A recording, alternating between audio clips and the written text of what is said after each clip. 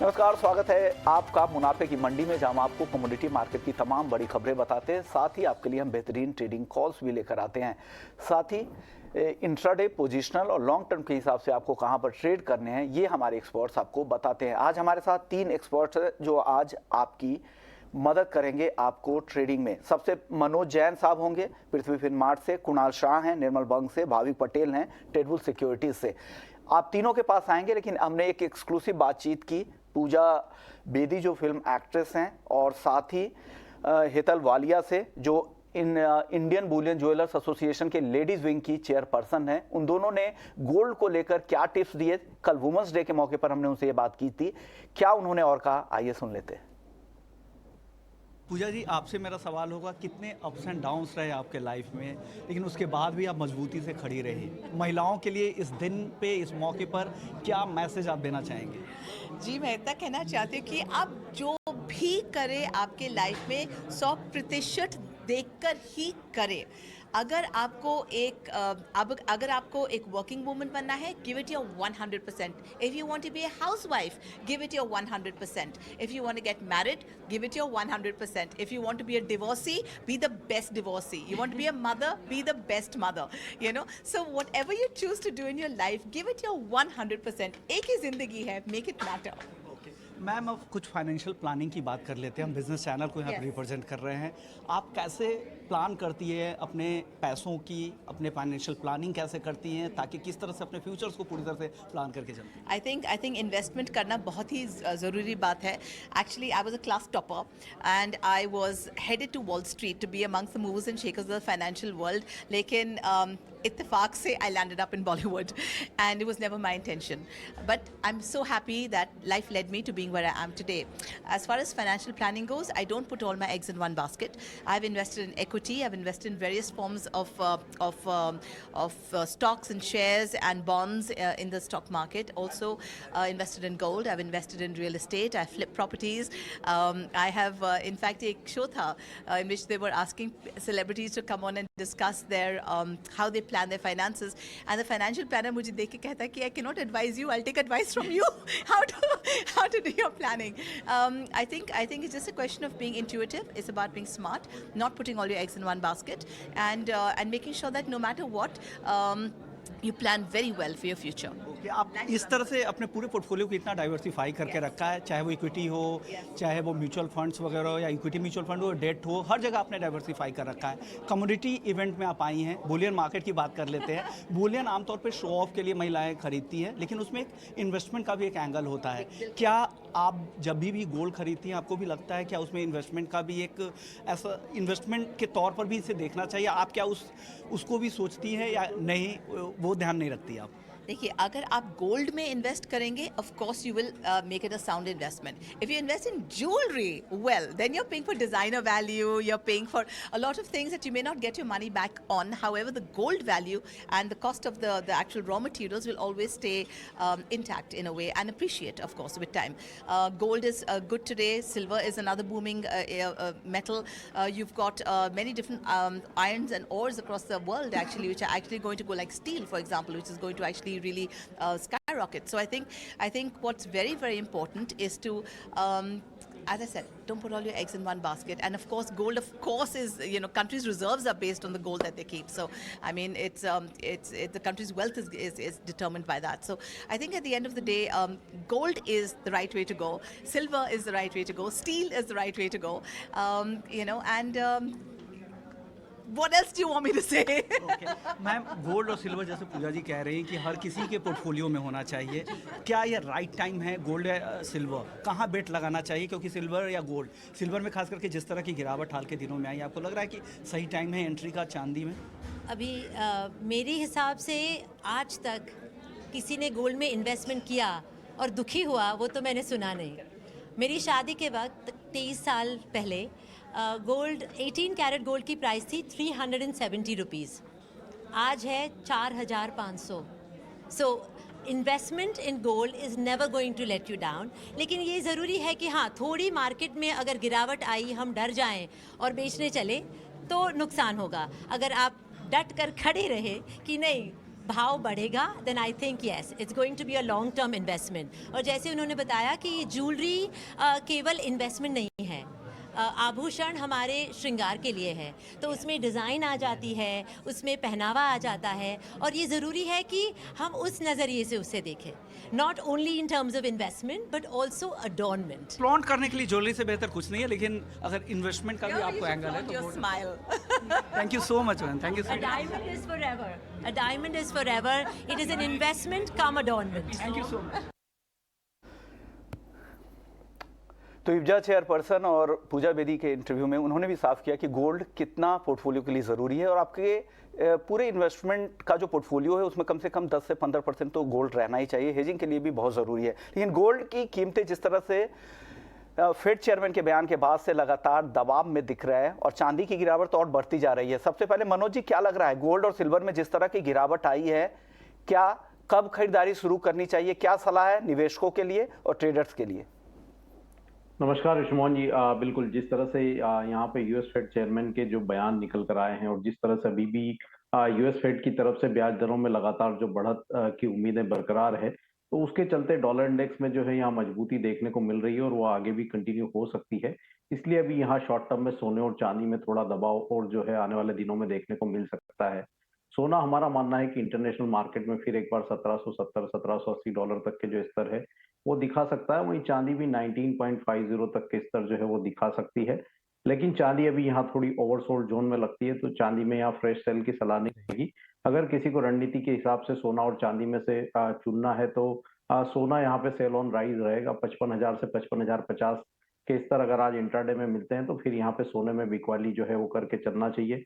55,280 का stop loss लगाएं, नीचे में लक्ष्य जो है वो 54,600 तक का रख सकते हैं।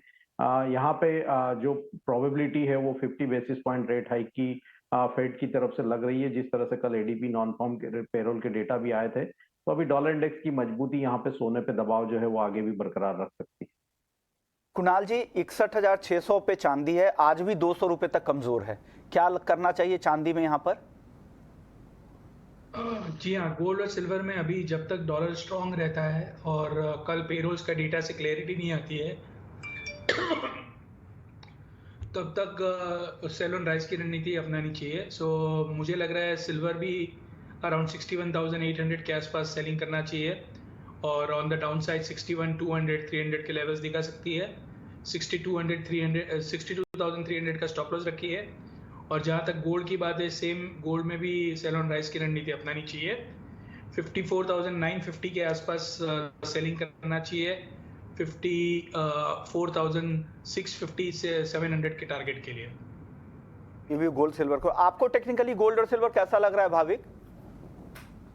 गुड मॉर्निंग विश्वमोहन जी। देखिए, मुझे भी लग रहा है कि एटलीस्ट अभी तो फिलहाल वीकनेस ही है, क्योंकि ज़्यादा I think clear picture Tuesday को आएगा, क्योंकि फेड ने भी यही बताया है कि जो नेक्स्ट फेड की मीटिंग है उसमें जो डेटा है वो डिपेंडेंट रहेगा कि कल जो नॉन फार्म पेरोल के डेटा आने वाले और ट्यूसडे को महंगाई के दर आने वाले वो कैसे आने वाले। और तो मार्केट ने 50 बेसिस पॉइंट्स का भी रेट हाइक का एक्सपेक्टेड कर दिया है। मुझे लग रहा है कि कहीं ना कहीं एटलीस्ट गोल्ड में 1785 तक तो शायद आ सकता है। और इंट्राडे पर्पस से अगर मैं देखूं तो मुझे चांदी या सोने में सोना ज़्यादा बेहतर लग रहा है सेल के लिए, क्योंकि चांदी थोड़ा ओवरसोल्ड हो गया है। तो अप्रैल कॉन्ट्रैक्ट अराउंड 55,000 के करीब अगर आता है तो शॉर्ट के रिकमेंडेशन में करूंगा 54,700 के टारगेट के लिए, और इंट्राडे स्टॉप लॉस रहेगा 55,200 का। चलिए अब एक और खबर नेचुरल गैस की बात कर लेते हैं, क्योंकि नेचुरल गैस का मिनी कॉन्ट्रैक्ट भी लॉन्च हो रहा है। 14 मार्च को लॉन्च की तारीख तय की गई है। अप्रैल और मई के कॉन्ट्रैक्ट के साथ शुरुआत होगी, फिर आगे के कॉन्ट्रैक्ट भी लॉन्च किए जाएंगे। और इसका जो ट्रेडिंग यूनिट है इस बार 250 MMBTU का है, और प्राइस लिमिट 469 का प्राइस लिमिट है। उसके बाद इंटरनेशनल मार्केट में जिस तरह का सिनेरियो बनेगा उस हिसाब से प्राइस लिमिट चेंज भी होंगे। कॉन्ट्रैक्ट का कैश में सेटलमेंट किया जाएगा। तो कुछ बारीक बातें हैं। मनोज जी, क्या लग रहा है, किस तरह के रिस्पॉन्स की उम्मीद करें, और अब तक जो मिनी कॉन्ट्रैक्ट लॉन्च हुए हैं मेटल्स में और क्रूड मिनी का, उसको कैसा रिस्पॉन्स मिल रहा है?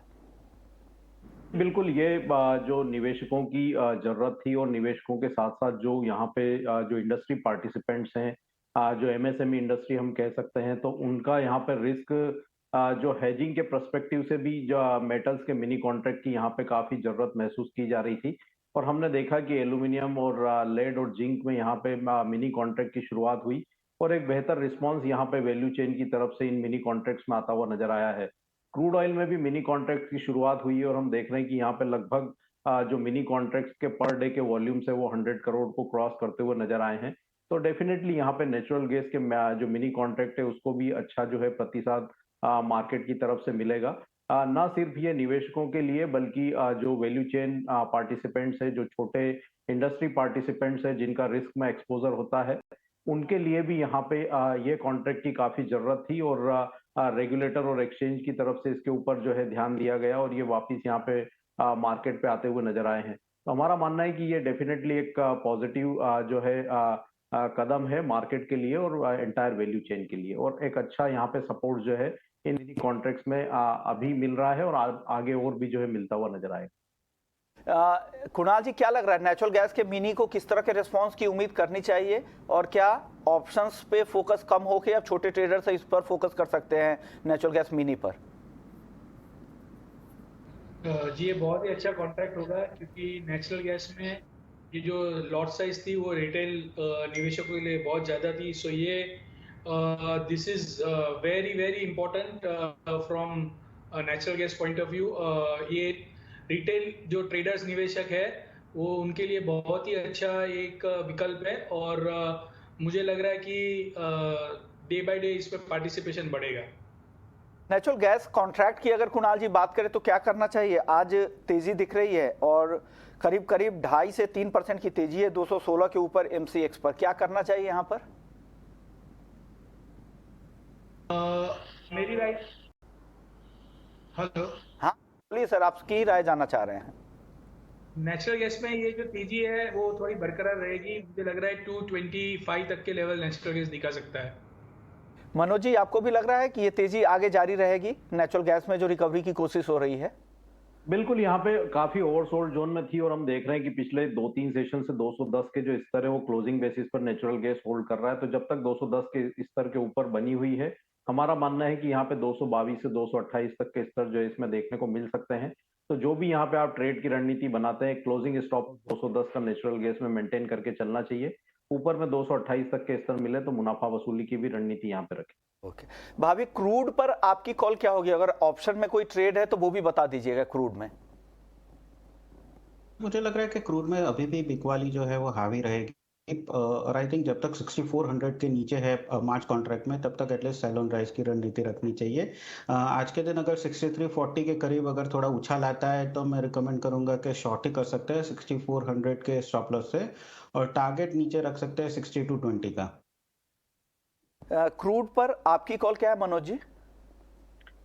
मेरा मानना है कि यहाँ पे लोअर साइड जो है सपोर्ट्स क्रूड ऑयल में आ सकते हैं, क्योंकि यूएस में लगातार 10 सप्ताह की जो इन्वेंट्री बिल्ड देखने को मिल रही थी, उसके बाद यहाँ पे कल जो यूएस EIA की रिपोर्ट आई थी उसमें 1.7 मिलियन बैरल का जो है गिरावट देखने को मिला था। तो यहाँ पे यूएस में जो कंजम्पशन है वो धीरे धीरे वापिस एक बार रिवाइव होता हुआ नजर आ रहा है। दूसरा, चाइना की यहाँ पे जो डिमांड है कच्चे तेल की वो काफी बेहतर है। तो लोअर लेवल्स पर यहाँ सपोर्ट जो है $75 के आसपास कच्चे तेल में बने हुए हैं। हमारा मानना है कि 6220 के स्तर अगर MCX मार्च कॉन्ट्रैक्ट में आते हैं तो वहां पे बाइंग की जा सकती है 6155 के स्टॉप लॉस से। ऊपर में 6360 का लक्ष्य यहाँ पे रखा जा सकता है। कुणाल जी, क्या करना चाहिए कच्चे तेल में? कच्चे तेल में मेरी राय में अगर आप देखेंगे तो फंडामेंटली कोई लंबी तेजी का ट्रिगर नहीं आ रहा है फिलहाल, और ये मार्केट एकदम रेंज बाउंड ट्रेड कर रहा है। ऊपरी स्तरों से बिकवाली का ही ध्यान रखना चाहिए। 6320 के आसपास आप बेचिए। 6250 6240 के टारगेट्स आपको देखने मिल सकते हैं। सेल ऑन राइज की रणनीति बढ़िया स्ट्रेटेजी रहेगी कच्चे तेल के लिए। चलिए बेस मेटल्स की चाल देख लेते हैं। हालांकि डायनामिक कारोबार हो रहा है लेकिन जिंक और एल्युमिनियम ज्यादा कमजोर दिख रहा है, आधे % तक की गिरावट इन दोनों ही काउंटर में है। मनोज जी, क्या करना चाहिए बेस मेटल्स में? कोई टॉप पिक आज के लिए? बेस मेटल्स में यहाँ पे कॉपर पसंद आता है। कॉपर में यहाँ शॉर्ट जाना प्रेफर करेंगे। हम देख रहे हैं कि LME पर $9000 के नीचे कॉन्ट्रैक्ट ट्रेड हो रहा है। दूसरा, पेरू में जो सप्लाई कंसर्न्स बने हुए थे वो ग्रेजुअली ईज हो रहे हैं और वहां से सप्लाई साइड जो है फिर रिज्यूम होती हुई दिख रही है। कॉपर में 755 756 के स्तर अगर मिले मार्च कॉन्ट्रैक्ट में तो बिकवाली करके चलना चाहिए। स्टॉप लॉस ऊपर में 762 का रखना है, नीचे में लक्ष्य यहाँ 745 तक का रख सकते हैं। भाविक, आप बेस मेटल्स में कहाँ ट्रेड की सलाह दे रहे हैं? जी, एल्यूमीनियम में आई थिंक शॉर्ट टर्म में मुझे लग रहा है कि बेस मेटल्स डॉलर इंडेक्स के साथ ही लिंक रहेगा, बट आइदर हमने ये इस बार चाइना का भी देखा कि ग्रोथ फोरकास्ट जो है उन लोगों ने कम किया है, और इनफैक्ट उन लोगों ने बोला भी है कि इस बार अभी कोई संभावना वो हेल्प नहीं करेंगे फाइनेंशियली। तो इसकी वजह से वापस हमने देखा है कि बेस मेटल्स में गिरावट थोड़ा शुरू हो गया है। एल्यूमिनियम मुझे बहुत वीक लग रहा है। एल्यूमिनियम मार्च कॉन्ट्रैक्ट अगर 207 के करीब आता है तो मैं शॉर्ट के रिकमेंडेशन करूंगा 208.50 के स्टॉप लॉस से, और नीचे टारगेट रख सकते हैं 204.50 का। ओके, तो एल्युमिनियम बेचने की सलाह है। कुणाल जी, आपकी टॉपिक क्या होगी बेस मेटल्स में आज? मेरी टॉपिक अगर बेस मेटल में आप कहेंगे तो अभी भी ऊपरी स्तरों से बिकवाली होगी, पर आज ऐसा लग रहा है कि थोड़ा बहुत बाइंग आ सकता है। 755 756 के लेवल्स एक बार कॉपर दिखा सकता है। सो अगर आप ट्रेडर है तो मैं तो उच्च वाले पे बेचने के लिए ही रिकमेंड करूंगा। अभी फिलहाल 5-6 रुपया बढ़ सकता है, पर वहां से आप फिर से सेलिंग कर सकते हैं। ओके, चलिए अब एग्री मार्केट की चाल देख लेते हैं। हालांकि रेंज में ही कारोबार हो रहा है, लेकिन जीरा फिर से दबाव में दिख रहा है। मसालों पर आपका व्यू क्या बन रहा है मनोज जी? क्या करना चाहिए जीरे में? मसालों में यहाँ पे धनिया और हल्दी काफी रेंज बाउंड है, लेकिन जीरा में जिस तरह से जो भी फिश का 7th एनुअल मीट हुआ था और जो उत्पादन के अनुमान निकल कर आए हैं वापस से एक बार 70 लाख बैग के, तो उसके बाद हम देख रहे हैं कि कीमतों में दबाव जो है वो बना हुआ है। 30,600 650 के स्तर मिले तो बिकवाली करना चाहिए 31,200 के स्टॉप लॉस से। नीचे में लक्ष्य जो है वो 29,500 से 29,600 का यहाँ लेकर के चल सकते हैं। हम देख रहे हैं कि जीरा 31,000 के स्तर के ऊपर सस्टेन नहीं हो पा रहा है, तो अभी यहाँ पे जीरे में सेल ऑन राइज रखना चाहिए। भाविक, आप क्या सलाह दे रहे हैं? मसालों पर क्या करना चाहिए? कोई टॉपिक है आज मसालों में? जी, मुझे भी जीरा वीक ही लग रहा है। आगे जाके अगर देखें तो राजस्थान से जो अराइवल है वो देखने को इंटरेस्टिंग रहेंगे। अगर अराइवल ज़्यादा है तो मुझे लग रहा है और सेलिंग प्रेशर, बट इस बार लग रहा है कि शायद जो एटलीस्ट गुजरात का पार्क तो सेफ है, राजस्थान का भी मुझे लग रहा है कि इस बार सेफ ही हो जाएगा। तो इसलिए हम देख रहे हैं कि प्रेशर वापस बिल्डअप हो रहा है जीरा में। तो अप्रैल कॉन्ट्रैक्ट अगर उछाल मिलता है 30,800 के करीब तो शॉर्ट ही कर सकते हैं 30,200 के टारगेट के लिए, और इंट्राडे स्टॉप लॉस रहेगा 31,200 का। चलिए अब बात ग्वार की कर लेते हैं। ग्वार में भी हालांकि रेंज में ही कारोबार हो रहा है, हल्की तेजी दिख रही है। 5,570 पे ग्वार सीड और ग्वारगम 11,715 रुपए पे। मनोज जी, ग्वार सीड और ग्वारगम क्या करना चाहिए दोनों ही काउंटर में? काफी दायरे का ट्रेड देखने को मिल रहा है विश्वमोहन जी, और यहाँ पे वॉल्यूम्स भी काफी कम है। मेरा मानना है कि दायरा बना रह सकता है 5,450 से 5,640 ग्वार सीड में, और ग्वार गम में 11,500 से 11,950। तो ये दायरे का ही ट्रेड यहाँ पे देखने को मिलेगा। ओके, आपको भी लग रहा है भाभी जी कि दायरे में ही रहेगा ग्वार का कारोबार? जी ज़रूर सर, मुझे भी लग रहा है कि एटलीस्ट बहुत अभी बहुत कम दायरे में ही ट्रेड कर रहा है, तो अगर आइदर ब्रेकआउट या ब्रेकडाउन मिले तो एक अच्छा ट्रेड मिल सकता है। तो जैसे गुआर में मुझे लग रहा है कि 5,700 के ऊपर जाता है तो ही तेज़ी बनेगी, या तो फिर 55-50 के नीचे जाता है तो ही मंदी बनेगी। तब तक ये जिस छोटे दायरे में है तो मुझे लग रहा है कि कोई डायरेक्शन हम मिल नहीं पाएगी गुआर सीड में। ओके, कॉटन सीड ऑयल की आज यहाँ पर तेजी दिख रही है, 2,575 रुपए के आसपास है, 2,575 के आसपास। क्या करना चाहिए मनोज जी यहाँ पर कॉटन सीड केक में? ये रैली सस्टेनेबल नहीं लगती विश्वमोहन जी। मेरा मानना है कि 2,600 के स्तर मिले तो बिकवाली कर सकते हैं।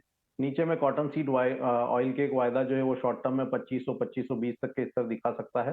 तो यहाँ पे सेल ऑन राइज की रणनीति जो है कॉटन सीड ऑयल केक में बना सकते हैं। और कैस्टर को लेकर क्या व्यू है? कैस्टर 6 हल्के, ये भी दायरे में ही है 6,400 के आसपास। यहाँ पर क्या करना चाहिए कैस्टर में? काफी दायरे का ट्रेड यहाँ देखने को मिल रहा है। यहाँ पे अगर 6,500 के ऊपर का ब्रेकआउट होगा तो ही तेजी देखने को मिलेगी, नहीं तो ग्रेजुअली कॉन्ट्रैक्ट जो है 6,220 तक के स्तर यहाँ पे दिखा सकता है। तो अभी ट्रेंड यहाँ पे थोड़ा मंदी की तरफ ही है। 6,500 का ब्रेकआउट होगा तो ही कुछ मजबूती देखने को मिलेगी। कॉटन को लेकर अब क्या व्यू बन रहा है मनोज जी? क्योंकि जिस तरह से यूएसडीए ने भी फिर से उत्पादन का अनुमान कम कर दिया है भारत में कॉटन उत्पादन को लेकर, क्या लग रहा है किस तरह की चाल आगे रहेगी? कॉटन में उत्पादन के अनुमान यूएसडीए ने घटाए, लेकिन अभी यहाँ पे फार्मर्स जो है काफी बड़ा क्रॉप जो है वो होल्ड करके चल रहे हैं डोमेस्टिक मार्केट में। दूसरा, इंटरनेशनल मार्केट में हम देख रहे हैं कि जो दायरा है वो बना हुआ है 86-87 सेंट के ऊपर। आइस फ्यूचर जो है वो सस्टेन नहीं हो रहा है। डॉलर इंडेक्स में भी मजबूती देखने को मिल रही है, इसलिए यहाँ भी बड़ी तेजी की गुंजाइश नहीं है। 64,200 जो है एमसीएक्स कॉटन में एक मजबूत रेजिस्टेंस बना हुआ है, और नीचे में हम देख रहे हैं कि 62,000। तो ये अभी 62,000 से 64,200 का रेंज जो है वो कॉटन अप्रैल कॉन्ट्रैक्ट में एमसीएक्स पर बना रह सकता है।